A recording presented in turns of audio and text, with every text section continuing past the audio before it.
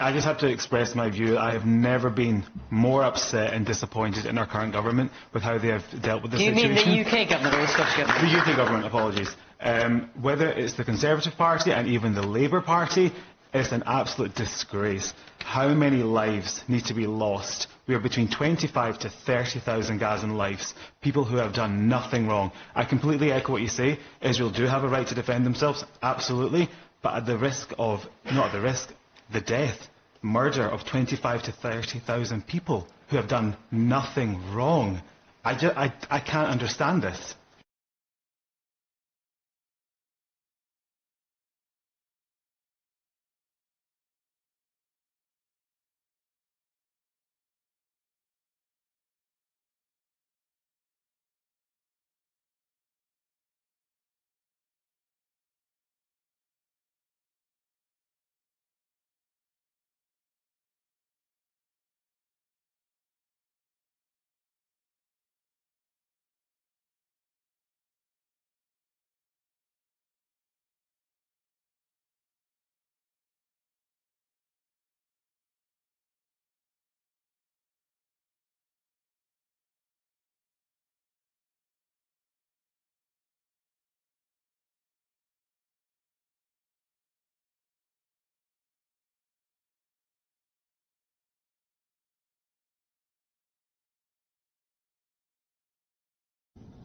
Biden has cautioned a potential Israeli invasion of the Gaza city of Rafah, which he says is a red line for the Prime Minister, and that the world cannot afford another 30,000 civilian deaths due to the war.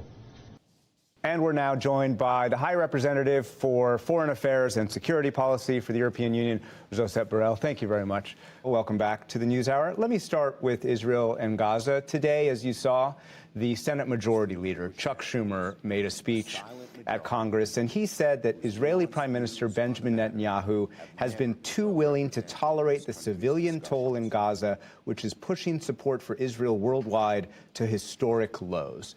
Do you agree?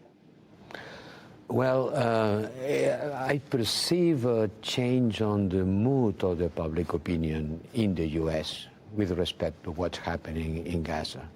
More and more people are feeling concerned with what I certainly can call a massacre, because 30,000 civilians killed is a lot of people. They're not going to give up until they've beaten Hamas after what they did. And would anybody in the world want to live with an promised to do it like again that? and again and again?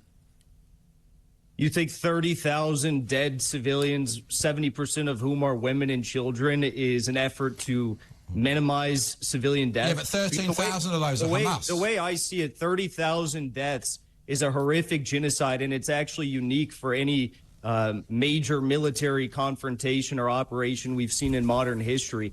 What Israel's doing right now to the people of Gaza makes the Russian military look like a bunch of saints in Ukraine. It's disgusting what they're doing, and yes, it is a genocide. No, but Hamas aren't letting the civilians in the tunnels, and 13,000 are Hamas dead, Can you aren't stop they? shouting? How You're many are getting dead too of excited. 13,000 Hamas? It is not, and I repeat this, Jackson, just so you know, it is not a genocide. Is that the people of Palestine are being collectively punished for the actions of a terrorist group. They are being denied access to water, to food, to medicine, to electricity, to the ability to leave. And meantime, they are being indiscriminately shot and bombed. 70,000 men, women and children injured. 30,000 men, women and children dead.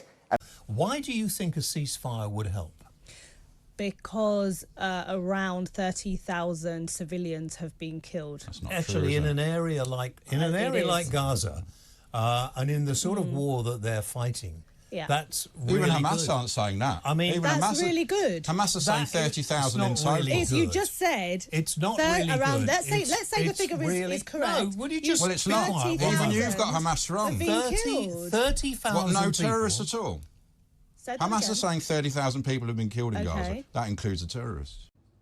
You see, after October 7th, most of the world stood with Israel, including us. We defended Israel's right to hit back, to take out Hamas. But the campaign has clearly gone too far. The latest numbers are out. More than 30,000 Gazans have been killed by Israel. Around 21,000 of them were children. 21,000 children killed.